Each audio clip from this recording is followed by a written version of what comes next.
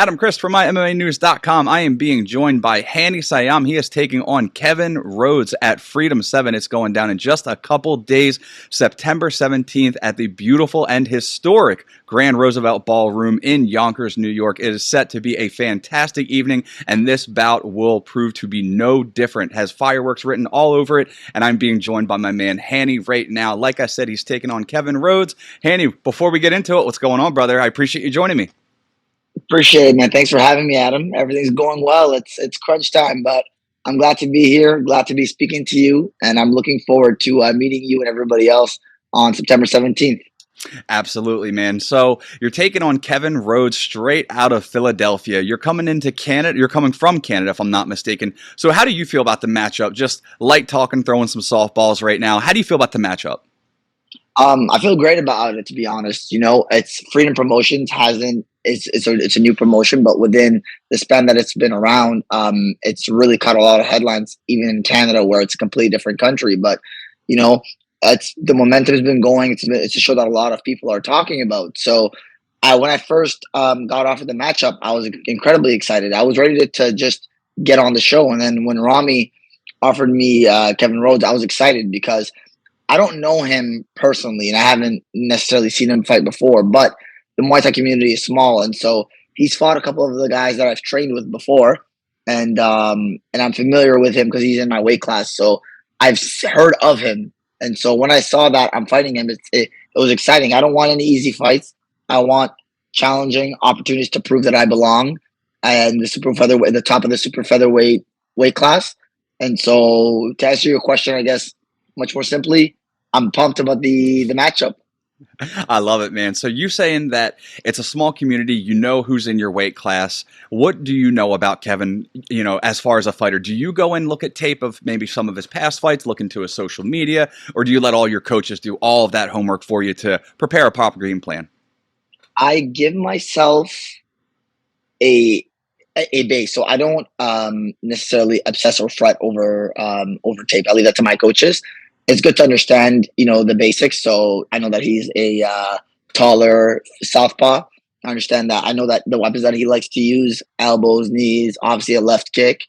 But I don't overly obsess or fret over tape because the truth is even if I watch a fight from 3-4 months ago, I'm sure he's developed. He's worked on new tools. There's no guarantee whether or not he's gonna fight the exact same way. So I think you're setting yourself up for complications if you just assume a person is going to fight in a particular way. Instead, I think it's better to prepare yourself whole-roundedly while having just a basic understanding of how they like to approach it, but also be ready for anything that kind of occurs as the fight happens.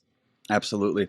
With Kevin being from roughly the Philadelphia area, he's going to be about 2 hours-ish roughly from home, whereas you're coming in from Canada. So question is, do you feel like you're fighting him in his backyard with his hometown crowd? Are you coming in as like the underdog, so to speak, feeling? Yeah, absolutely. And I say that because even though I know he isn't from New York, and I know that Rami Elite is based out of Philadelphia, I'm the Canadian fighter coming from the Toronto area to fight, a person at Rami Elite who in which the promoter is the person who runs the entire promotion. So I do see myself as an underdog, but to say that I see myself as an underdog in terms of skill, not necessarily, but in terms of the venue and the crowd, yeah, absolutely. Yeah, and one thing I can say about Rami, knowing him for as many years as I have, is he matches the fights so evenly in the sense that if his fighter gets beat, he'll go straight to the person and congratulate them, give them all the credit under the sun, and it's just a beautiful thing to see. Whereas I was going to ask even maybe like, do you feel like maybe you're coming in at a disadvantage fighting one of the promoter's guys? But having seen some of his guys compete before, it's so evenly matched, man. I can't even ask that question with good conscience. Definitely, and I'll tell you what. I met Rami personally when I first had my first fight in the U.S., which was at the largest North American amateur tournament, TBAs. He refereed my first fight, and he was just an incredible referee. The way that he understood when to break, the fact that he kept the action going, it was, as a fighter, when you have a referee doing his job really well, you almost feel like the referee isn't there. And and if he ever had to intervene in any way, it's just to keep the action going. So from seeing the way he performed as an official, to see the way that he discussed with fighters after the fight, and just even the way he's promoting me, I don't feel like I'm at any sort of disadvantage, because truth be told, looking at the other matchups that he's made for his fighters, he wants to match up his fighters with the best possible matchups, and it doesn't necessarily feel like it's your typical you're being brought in to lose against the promoter's guy. It feels like he's hyping up, he's promoting all of the fighters with equal ground, and he wants it to be an extremely tight competition. So I must say, that's one thing that I'm not particularly used to, just how hospitable and how just how willingly eager he is to want to put the best against the best. So it's definitely Yeah. a breath of fresh air. I definitely think first and foremost with Ramy, he puts the sport first. I mean, the love of Muay Thai takes precedence over anything. As far as family first. Obviously, I get that, family and God first. But as far as the sport of Muay Thai and his love for it, that takes precedence over anything. So with that, I wanted to touch on the promotion itself, Freedom Fighter Promotions. Like I said, I ask a lot of the athletes of this, and Freedom, it's only on their 7th show in their 3rd state, and they're about to take it internationally over in Jordan. So it's quite a feat that not many promotions in such a young stage can do or have done. So what does it feel to be fighting on such a stage, Freedom Fighter Promotions, in the early stages when it looks like the horizon's so bright? It's incredible. It's funny that we're saying it's the early stages when we're saying that it's the 7th fight card, but it literally has been, I believe, a year maybe of them Yeah. hosting the promotion. Yeah. Yeah. I think we're coming up on our 2nd year, if I'm not mistaken. I could be completely wrong. 1st year. Yeah, ish. Yeah, well, I mean, regardless, it's to have that many shows and to have another one in the Middle East planned is incredible. Muay Thai and martial arts as a whole in that region are really gaining a lot of steam, and I think it's going to be an incredibly hot market for new talent prospects, shows, and development. Being Egyptian myself, I'm kind of I'm tied in with that community, so I see the social media posts, I see how it's going across all of North Africa, Middle East, the Levant, and what Ramy's doing. I think he's really filling and addressing a need, a gap in the market that's going to end up taking the sport to the next level internationally. So to be part of Freedom 7, it's an incredible big deal. When I first started training and competing in Muay Thai, Friday Night Fights was the promotion that everybody kind of talked about and knew, and the fact that it was in New York City was an incredible added to the allure. So the fact that I'm fighting in New York on this for Freedom Promotions, and under the circumstances and just the opponent that I'm facing, and I mean, one of my other teammates is also competing on the card too, Thomas Mandra. So the fact that I get to do this with my main training partner, it's like, I'm very fortunate, very blessed, and I'm very appreciative of the opportunity. And I do have to shout out Ramy for how seamlessly easy it was just to put everything together. It was literally no questions asked. He asked me if I available for that date. I said yes. Within a week, the matchup was made. No questions asked. Wow. He makes it look easy. I will give the man that much credit. He makes it look easy. I don't know how he makes it look easy, but he does. But so when you fly in, you said you have another training partner, one of your main training partners on the card as well. So that's going to take us down a whole nother rabbit hole. So you're coming in from Canada. You're going to be in the New York City area. So what do you guys do just to get your mind off the fight, to rest up a little bit and find your routine? Uh, I mean, having traveled before for fights, the first thing we do, I mean, we're coming in the day before the weigh-ins, but we're pretty good with that. So it's not going to necessarily be a point of stress, but Right. to kind of check out. I mean, we've never been to New York before, right? So it's really more just about stepping out, walking around, checking out the environment, thinking about what we're going to eat after the weigh-in, thinking about what we're going to do after the fight, and just enjoying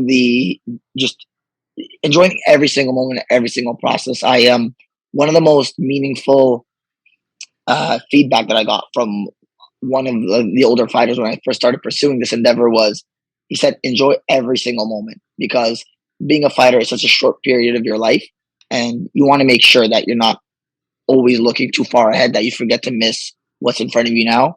So to answer your question, I believe it's just about enjoying every single moment, from when I land down to JFK for the first time, to taking the New York subway, to just thinking about all the different foods that I'm going to eat, enjoying the weigh-ins, enjoying the warm-ups, enjoying the fights.